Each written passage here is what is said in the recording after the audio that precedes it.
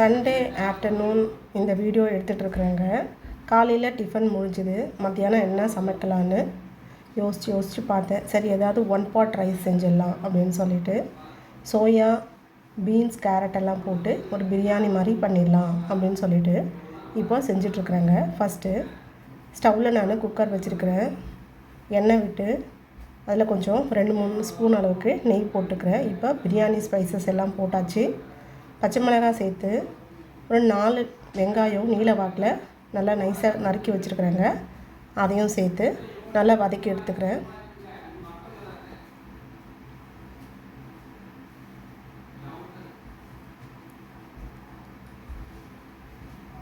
சண்டேனாலே கொஞ்சம் டென்ஷனாகவே இருக்கும். ஏன்னா ஃபுல் டே வேலை இருக்கிற மாதிரி இருக்கும். பசங்களும் இருப்பாங்க. அதனால் டைமுக்கு அவங்களுக்கு சாப்பாடு கொடுக்கணும் அப்படின்னு சொல்லிட்டு சரி சிம்பிளாகவும் இருக்கணும், அதே சமயத்தில் கொஞ்சம் டேஸ்டியாகவும் இருக்கணும் அப்படின்னு சொல்லிட்டு வேலை நமக்கு சிம்பிளாக முடியணும் இல்லைங்களா. அதனால் ஒன் பாட் ரைஸ் மாதிரி இதை வச்சிடலாம் அப்படின்னு சொல்லி பிளான் பண்ணியிருக்கிறேன். தக்காளியும் சேர்த்தாச்சு, இஞ்சி பூண்டு பேஸ்ட் போட்டாச்சு. இப்போது அதுக்கு தேவையான அளவுக்கு உப்பு சேர்த்து நல்லா வதக்கி கொடுத்துக்கிறேங்க. புதினா ஆயாமே விட்டுட்டேன், மறந்துட்டேன். அதனால் இப்போ தான் டக்குன்னு ஞாபகம் வந்துச்சு.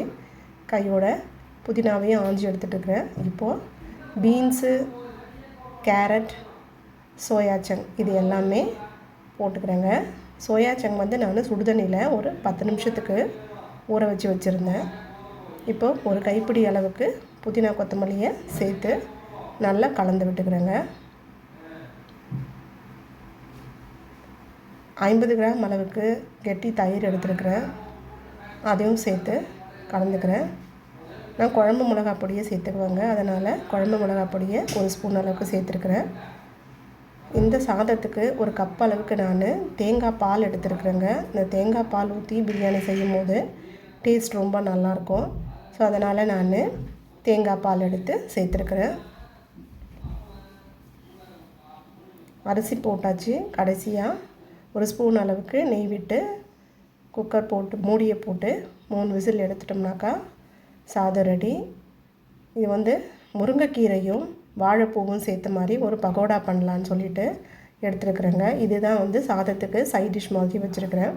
காய்கறி எதுவும் இல்லை, சரி கைவசம் இருந்த முருங்கைக்கீரையும் கொஞ்சம் வாழைப்பூவும் இருந்துச்சுங்களா, சரி அதை போட்டு ஒரு 65 மாதிரி பண்ணியிருக்கிறேன். அது கூட நான் 1 கப் அளவுக்கு கடலை மாவு, சின்ன கப் அளவுக்கு அரிசி மாவு, 65 மசாலா 1 ஸ்பூன் போட்டிருக்கிறேன். சால்ட் கொஞ்சம் போட்டு தயிர் கொஞ்சம் ஊற்றி நல்லா பிசைஞ்சு எடுத்துக்கணுங்க.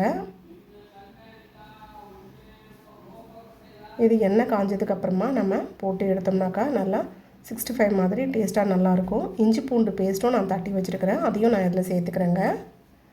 இந்த பக்கோடா வந்து சாப்பிட்றதுக்கு நல்லாயிருக்கும். ஆனியனும் கூட சேர்த்து போட்டால் இன்னும் நல்லாயிருக்கும். நான் இதில் ஆனியன் போடலை. ஆனியன் போட்டிங்கன்னா நல்லா கிறிஸ்பாக இருக்கும். இந்த வாழைப்பூவும் முருங்கைக்கீரையும் சேர்த்த மாதிரி போட்டால் ரொம்ப கிறிஸ்பாக நல்லா கரகரன்னு இருக்குங்க. சாப்பிட்றதுக்கு நல்லாவே இருக்கும். பாருங்கள் எவ்வளோ சூப்பராக வந்திருக்கு. இப்போ சாதமும் ரெடி. மதியம் லஞ்செல்லாம் முடிச்சாச்சு. ஈவினிங் வந்து கொஞ்சம் கீரை இருந்துச்சுங்க, அதை எதுக்கு வேஸ்ட் பண்ணணும்னு சொல்லிவிட்டு முருங்கைக்கீரை சூப் ரெடி பண்ணிட்டேங்க.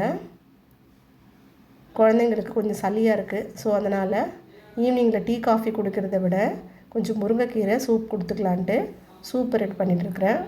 ஃபைனலாக வந்து நான் சூப்புக்கு மிளகுத்தூளை போட்டு ஸ்டவ் ஆஃப் பண்ணிவிட்டு இறக்கிட்டால் சூப் ரெடிங்க. இந்த சூப்போட செய்முறை நான் அப்புறமா போடுவேங்க வீடியோவில். ஈவினிங் ஒரு 5 மணி ஆகிடுச்சு. சரி பூவெல்லாம் பறிக்கலாம், மாடியில் இருக்கிற பூவெல்லாம் பறிக்கணுமேன்னு சொல்லிவிட்டு மாடிக்கு போயாச்சு. அங்கேயே செடிங்களுக்கு தண்ணியெல்லாம் விட்டுட்டு வரணுங்க.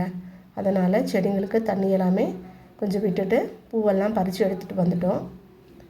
நம்ம ஈவினிங் வந்து கொஞ்சம் இந்த மாதிரி ரிலாக்ஸாக மாடியில் வந்து இந்த பூக்கள்லாம் பார்த்து செடியெல்லாம் பார்த்ததா இருந்தாங்க மனசு கொஞ்சம் திருப்தியாக இருக்கும்.